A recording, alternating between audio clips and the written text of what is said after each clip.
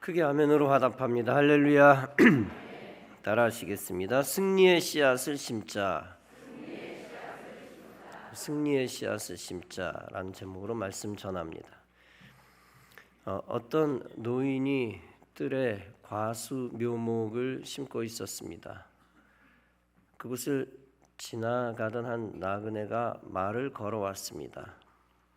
도대체 언제 그 나무에서 열매를 따먹겠다고 나무를 심는 겁니까? 그러자 노인이 하던 일을 쉬지 않고 대답합니다. 한 70년이 지나면 열매가 맺히겠지. 그랬더니 나그네가 묻습니다. 노인장께서 그토록 오래 사시겠습니까? 그제서야 노인은 잠시 일손을 놓고 나그네를 바라보면서 또렷하게 말합니다. 그렇지는 않죠. 그러나 내가 태어났을 때 과수원에는 열매가 풍성했었소. 그 나무를 누가 심어 놓았겠소? 바로 우리 아버지였단 말이요. 아버지가 자손을 위하여 과일 나무를 심어 놓았소. 나도 아버지처럼 하는 것이요. 여러분, 이 이야기가 보여주는 것이 있습니다. 그것은 지금 있는 열매는 갑자기 생겨난 것이 아니라는 것입니다. 오래전 누군가가 심은 씨앗이 만든 열매라는 것입니다. 진인사대천명이라는 말을 다 아실 겁니다. 이 말은 중국의 고전 소설 삼국지연의에서 유래된 것이라고 합니다. 사람이 일을 다 한 후에 하늘의 결과에 맡기고 기다린다는 것입니다.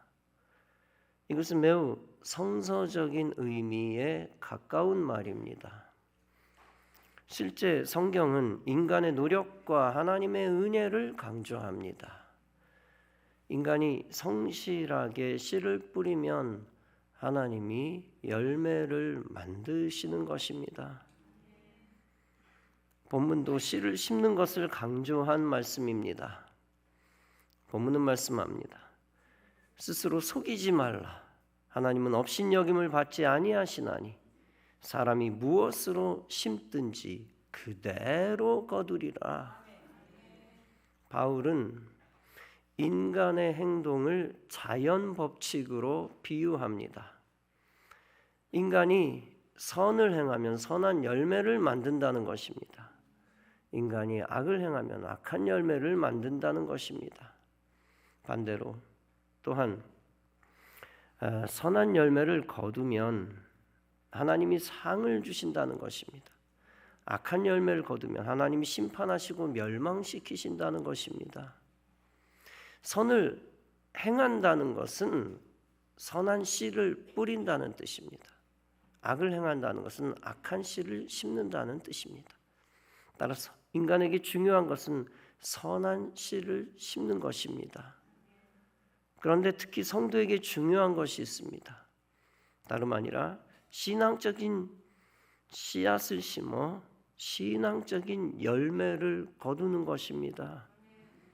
본문은 말씀합니다. 자기의 육체를 위하여 심는 자는 육체로부터 썩어질 것을 거두고 성령을 위하여 심는 자는 성령으로부터 영생을 거두리라.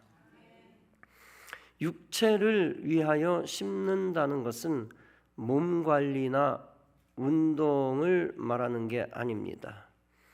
여기서 육체를 위하여 심는다는 것은 타락한 육체를 따라 사는 것입니다. 하나님의 계명을 무시하고 인간의 욕심, 부도덕에 따라 사는 것입니다. 육체 중심으로 살다가 세상적 불신앙의 씨앗을 심는 것입니다. 그런 자는 악한 열매, 불신앙의 열매를 만든다는 것입니다. 육체가 부패하여 도덕적으로 타락합니다.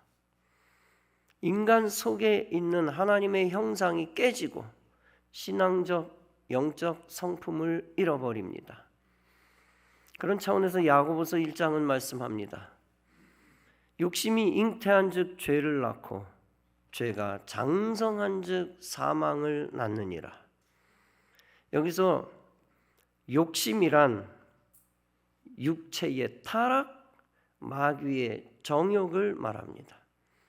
그것은 죽음의 씨앗을 심는 것입니다. 결국 죽음의 열매를 만들고 육체와 영혼이 지옥으로 향합니다. 따라서 갈라디아서 5장은 무서운 말씀을 합니다. 육체의 일은 분명하니 곧 음행과 더러운 것과 호색과 우상 숭배와 주술과 원수 맺는 것과 분쟁과 시기와 분냄과 당짓는 것과 분열함과 이단과 투기와 술 취함과 방탕이니 또 그와 같은 것들이라. 전에 너에게 경계한 것 같이 경계하노니 이런 일을 하는 자들은 하나님의 나라를 유업으로 받지 못하느니라. 반대로 성령을 위하여 심는다는 것은 성령의 씨앗을 심는 것입니다. 그로 인하여 성령의 열매를 거두는 것입니다. 갈라디아서 5장은 말씀합니다. 오직 성령의 열매는 사랑과 희락과 화평과 오래 참음과 자비와 양선과 충성과 온유와 절제니라. 너희는 성령을 따라 행하라. 그리하면 육체의 욕심을 이루지 아니하리라. 육체의 소욕은 성령을 거스르고 성령은 육체를 거스르나니 이 둘이 서로 대적함으로 너희가 원하는 것을 하지 못하게 하느니라. 그리스도 예수의 사람들은 육체와 함께 그 정욕과 탐심을 십자가에 못 박았느니라. 여기서 우리가 알 수 있는 것이 있습니다. 하나님을 대적하는 불신앙적인 씨앗은 타락한 육체와 관련이 있다는 것입니다. 반대로 하나님을 따르는 신앙적인 씨앗은 성령과 관련이 있다는 것입니다. 이 말씀을 우리가 오해해서는 안 됩니다. 육체를 영지주의자들처럼 배격하거나 혐오하라는 뜻이 아닙니다. 예수님도 인간의 육체의 몸을 입고 오셨습니다. 단지 육체 가지고 죄의 씨앗을 심지 말라는 것입니다. 육체만을 위해 살다가 성령을 무시하거나 성령을 소멸시키지 말라는 것입니다.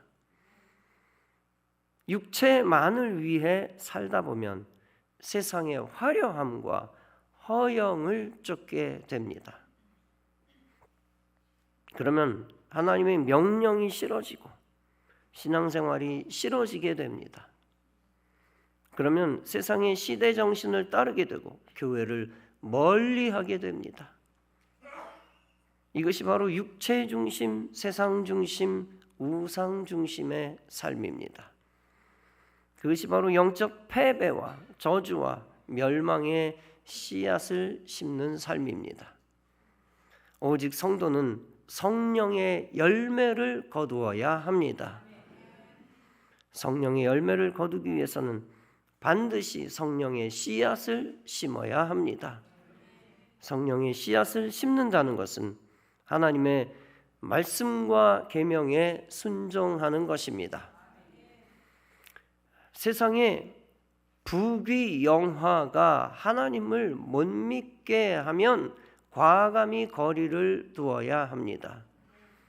세상에 명예와 돈이 교회에 못 나가게 하면 과감히 포기해야 합니다. 그리고 목숨 걸고 성령의 뜻을 따라 살아야 합니다. 그것이 성령의 열매를 위하여 성령의 씨앗을 심는 것입니다. 그것은 결국 세상 권세와 마귀 권세를 이기는 승리의 씨앗을 심는 것입니다. 따라서 본문은 말씀합니다. 우리가 선을 행하되 낙심하지 말지니 피곤하지 아니하면 때가 이름에 거두리라. 이 말씀은 선한 씨앗을 뿌릴 때 낙심하지 말라는 얘기입니다. 신앙적인 씨앗, 성령의 씨앗을 인내하며 뿌리라는 것입니다. 결국 영적인 추수 때 선한 열매, 영적 열매, 성령의 열매를 거둔다는 것입니다. 우리가 이 세상에 살면서 거악에 대항하여 싸울 때가 있습니다.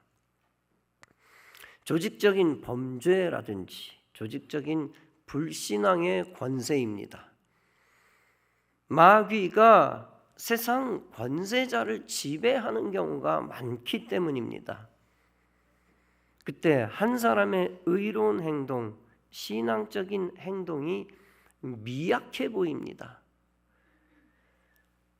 계란으로 바위 치는 느낌이라 절망하고 힘을 잃을 때가 있습니다. 그럼에도 불구하고 우리가 분명히 믿어야 하는 것이 있습니다. 그것은 하나님은 반드시 미래의 승리의 열매를 주신다는 것입니다. 그리고 승리의 때가 이르면 반드시 믿음의 사람이 승리케 하신다는 것입니다. 그러므로 우리는 승리의 열매를 믿고 낙심하지 말아야 합니다. 그리고 인내하며 승리의 씨앗을 심어야 합니다. 2010년 경기도에서 처음 제정된 학생 인권 조례라는 것이 있습니다. 모두 7개 광역 지방자치단체에서 제정 시행됐습니다. 광주, 서울, 전북, 충남, 인천, 제주입니다. 겉으로 보기에는 매우 좋은 것들이 들어 있습니다. 성별, 종교, 성적 등을 이유로 학생들이 차별받지 않을 권리를 강조한 것입니다. 그러나 그 속에 들어있는 독소 조항이 문제입니다. 그중 물타기 작전으로 들어간 내용, 성적 지향 보장이라는 독소 조항입니다. 즉 남색들이 남색, 즉 동성애를 해도 좋다는 겁니다. 젠더 이데올로기를 인권으로 보호하겠다는 겁니다. 젠더 이데올로기는 청소년들도 성을 즐길 권리가 있다는 겁니다. 그것은 가까운 친척 또 동성 간의 성관계도 허용되어야 한다고 주장합니다. 청소년이 낙태할 권리가 있다는 것입니다. 조례안은 학교가 동성애를 정상적인 것이라고 가르쳐야 한다고 주장합니다. 실제 미국 매사추세츠에서는 그렇게 가르쳐서 에이즈가 급증했습니다. 서울의 어느 교사는 수업 시간 중에 동성애에 관한 문제 제기를 하며 그 이야기를 했습니다. 그런데 학생이 녹음하여 고발하였고 교사는 인권 침해로 조사를 받았습니다. 만약 대한민국에 차별금지법이 있었다면 그 교사는 형사처벌을 받았을 것입니다. 다행히 한국에서는 차별금지법이 국회를 통과하지 못하고 있습니다. 실제 약한 독소 조항이 교과서를 더럽혀 왔습니다. 친동성애자들이 집필한 교과서들은 성소수자 인권을 강조하고 있습니다. 이 마귀적인 조항을 기독교 단체가 꾸준히 반대해 왔습니다. 그런데 아무리 1인 시위를 하고 집단 시위를 해도 요지부동이었습니다. 악한 정치권이 힘을 쓰는 동안 기독교의 의견은 묵살당했습니다. 그럼에도 불구하고 의식 있는 교회들이 노력을 많이 했습니다. 몇 년 전에도 우리 교회가 학생 인권 조례 폐지를 위해 서명했습니다.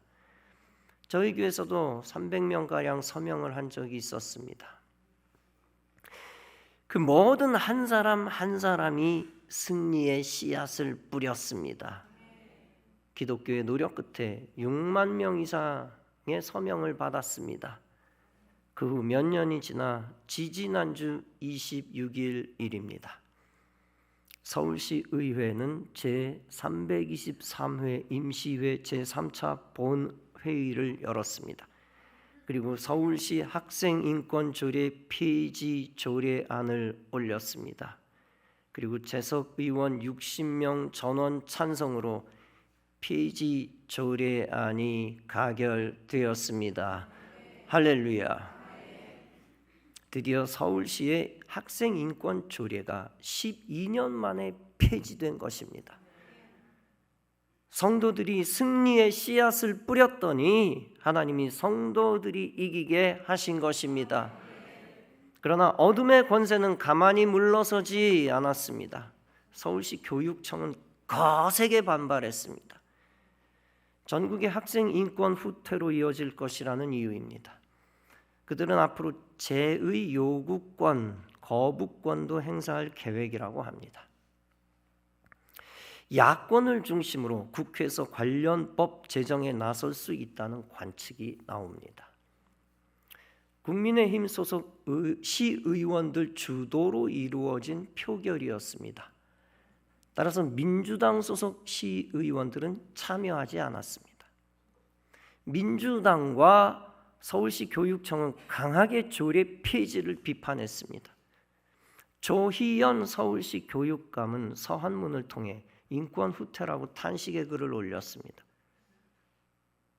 강경숙 조국 혁신당 당선인도 표결에 반발했습니다. 학교 인권법을 발의하겠다고 밝혔습니다. 이 두 사람이 최후의 발악을 할 것 같습니다. 반대로 국회 앞에서 표결을 기다리던 기독교 단체는 환호성을 질렀습니다. 서로 얼싸안고 너무나 오랜 세월 고생했던 것을 털어냈습니다. 이들이 승리의 선물을 갑자기 받은 것이 결코 아닙니다. 비가 오나 눈이 오나 매일 조를 짜서 시위를 하며 진실을 알렸기 때문입니다. 교회들이 중보기도하며 힘을 실어주었기 때문입니다. 또한 서명들을 하며 승리의 씨앗을 심었기 때문입니다. 그들 덕분에 많은 위정자들이 진실을 알게 되었습니다. 그래서 물타기 작전에 속지 않게 되었습니다. 따라서 시편 126편은 말씀합니다. 눈물을 흘리며 씨를 뿌리는 자는 기쁨으로 거두리로다. 울며 씨를 뿌리러 나가는 자는 반드시 기쁨으로 그 곡식단을 가지고 돌아오리로다. 여러분, 거짓 인권주의자들은 항상 하나님의 계명을 대적합니다. 자신들은 사람을 위하는 좋은 일을 한다고 착각합니다. 그러나 반성경적인 행태는 무조건 마귀를 돕는 일입니다. 성도는 반드시 마귀를 대적하여 저주를 피하고 복 있는 자가 되어야 합니다. 성도는 패배감 때문에 울더라도 인내하고 승리의 씨를 뿌리며 살아야 합니다. 성도는 진리 안에서 성령이 이끄시는 성경적 인권을 추구해야 합니다. 결코 세상적, 마귀적, 육체, 소욕적 인권을 추구해서는 안 됩니다. 물을 끓였다가 식힌 물이 있습니다. 이것은 겉보기에 물인 것 같지만 죽은 물입니다. 죽은 물을 어떻게 증명합니까? 머리에 떠올리신 분 계시겠지만 몇 개월 내내 화분에다 부어보면 압니다. 결국 생명 없는 물만 먹는 나무는 결국 죽고 멸망합니다. 반드시 식물은 생명 있는 물만을 먹어야 합니다. 이처럼 인생도 마찬가지입니다. 인본주의에서 나온 가짜 인권은 오히려 무수한 인생을 죽입니다. 하나님의 계명을 파괴하는 인간의 날조된 인권은 마귀의 도구입니다. 반대로 신본주의에서 나온 진짜 인권은 많은 인생을 살립니다. 하나님의 계명을 지키는 하나님이 창조하신 인권은 하나님의 도구입니다. 성도는 마귀적 인권 때문에 악을 행하거나 죄를 지으면 안 됩니다. 죄의 씨앗을 계속 뿌려서는 안 됩니다. 반대로 성경적 인권을 위하여 선을 행하고 의의 씨를 뿌려야 합니다. 그것이 승리의 씨를 뿌리는 것이고 하나님의 때가 되면 승리를 거두는 것입니다. 성도는 죄악 세상에 굴복하지 말고 끝까지 세상 죄악과 싸워야 합니다. 그런 싸움을 하나님이 도와주실 것이고 거룩한 역전극이 펼쳐질 것입니다. 우리 교회 김성훈 집사님 간증을 제가 해드린 적이 있습니다. 국회의원의 보좌관으로 헌신하고 있습니다. 최근에 또 한 가지 간증의 사건을 들었는데 소개합니다. 여러분과 함께 은혜를 나누기 위함이며 승리의 씨를 소개하며 또 심기 위함입니다. 근본에 국민의힘 의석수가 줄어들어 나타난 현상이 있었습니다. 그것은 국회의원 보좌관 자리 경쟁률이 높아졌다는 겁니다. 김상훈 의원이 있는데 김상훈 의원실 최종 면접을 보게 되었다고 합니다. 김성훈 집사가 김상훈 의원 면접관에게 이렇게 말했습니다. 술을 전혀 못 먹으니 그게 결격 사유라면 뽑지 않아도 됩니다. 예전에 기자 생활 그만둔 이유 중 하나가 술을 못 먹기 때문입니다. 이렇게 아예 얘기를 먼저 해두었다고 합니다. 그랬더니 면접관이 이렇게 얘기하더랍니다. 의원님이 술을 좋아하셔서 당신이 술 잘 마시면 이뻐할 것입니다. 그러나 못 먹는 게 결격 사유는 아닙니다. 그런 얘기를 들은 후 우리 김 집사님이 최종 합격이 되었다고 합니다. 또 다른 분에게 이런 말을 들었다고 합니다. 5급 공무원이면 술 상무도 해야 하고 남자들끼리 담배 타임으로 인맥 쌓고 정보를 공유해야 살아남는 세계인데 그런 걸 일절 안 하면서 보좌진을 하고 있는 것 자체가 당신은 전혀 다른 길을 만들어 가고 있는 것이지요. 당신은 크리스천 후배들에게 길을 만들어 주고 있는 셈입니다. 그리고 채용 후에도 또 다른 5급 자리까지 추천이 들어왔답니다. 따라서 우리 집사님은 이렇게 신앙 고백했습니다. 하나님께서 성경 말씀을 지키려 노력하면 앞길도 책임져 주신다는 것을 더 깨닫게 되었습니다. 여러분, 작은 그림을 보면 세상에 굴복해야 합니다. 세상에 굴복해야 세상에서 인생 성공하고 승리할 것 같습니다. 그런데 코앞에 문제 얽매여 믿음을 포기하면 어떻게 됩니까? 큰 그림을 그리지 않고 승리의 씨앗을 심지 않습니다. 따라서 영의 씨앗, 신앙의 씨앗보다는 육체의 씨앗을 많이 뿌립니다. 반대로 큰 그림을 보면 일시적 손해를 감수하고 승리의 씨앗을 심습니다. 그때 결국 큰 그림 속에서 하나님이 역사하십니다. 하나님이 승리의 씨앗을 심은 사람에게 최종 승리를 주십니다. 본문은 말씀합니다. 그러므로 우리는 기회 있는 대로 모든 이에게 착한 일을 하되 더욱 믿음의 가정들에게 할지니라. 평소에 선한 일을 하는 것은 축복과 승리의 씨앗을 심는 것입니다. 예수님이 말씀하셨습니다. 누구든지 남에게 대접을 받고자 하는 대로 남을 대접하라. 인간의 생각이 앞서면 남을 대접하는 것이 손해인 것처럼 보입니다. 그러나 미래의 큰 그림을 보면 결코 손해가 아닙니다. 왜냐하면 예수님이 직접 말씀하신 복의 원리이기 때문입니다. 성품이 착하여 남을 잘 대접하는 것도 좋은 모습입니다. 그러나 그리스도인은 그리스도의 말씀을 신뢰하고 남을 대접해야 합니다. 성품 의지해서 행하는 것도 좋지만 말씀 의지해서 행하여야 합니다. 축복 말씀의 원리를 무조건 믿고 타인을 선대하며 복의 씨앗을 심어야 합니다. 그러면 반드시 예수님의 말씀대로 축복의 열매를 얻게 됩니다. 고린도후서 9장은 말씀합니다. 적게 심는 자는 적게 거두고 많이 심는 자는 많이 거두느니라. 누가복음 6장에서 예수님은 거듭 말씀하십니다. 주라, 그리하면 너희에게 줄 것이니 곧 후히 되어 누르고 흔들어 넘치도록 하여 너희에게 안겨주리라. 세계적인 부호 록펠러에게 위기가 닥쳤습니다. 그는 친구의 권유로 광산업을 시작했습니다. 그러나 사기를 당해 원금을 모두 날렸습니다. 광부들은 폭도로 변해 밀린 임금을 요구했습니다. 빚 독촉에 시달리던 록펠러 너무 괴로워 죽음을 떠올렸습니다. 그는 기업을 처음 시작한 때부터 철저한 11조 생활을 해온 터입니다. 록펠러는 황량한 폐광에 엎드려 통곡하며 기도했습니다. 하나님의 말씀은 1.1획도 틀림이 없음을 믿습니다. 전 지금까지 온전한 11조를 드려왔습니다. 그런데 왜 이런 시련을 주십니까? 하나님이 살아계심을 보여주십시오. 그때 마음속 깊은 곳으로 들려오는 위로의 음성이 있었습니다. 때가 되면 열매를 거두리라. 더 깊이 파라. 록펠러는 이 말씀을 믿고 폐광을 더 깊이 파기 시작했습니다. 사람들은 록펠러가 제정신이 아니라고 수군거렸습니다. 그때 갑자기 황금 대신 검은 물이 분수처럼 공중으로 솟구쳤습니다. 그것은 바로 석유였습니다. 죽음 직전에 록펠러는 유전을 발견해 일약 거부가 되었습니다. 록펠러가 대부호가 된 것은 11조가 승리의 씨앗임을 믿었기 때문입니다.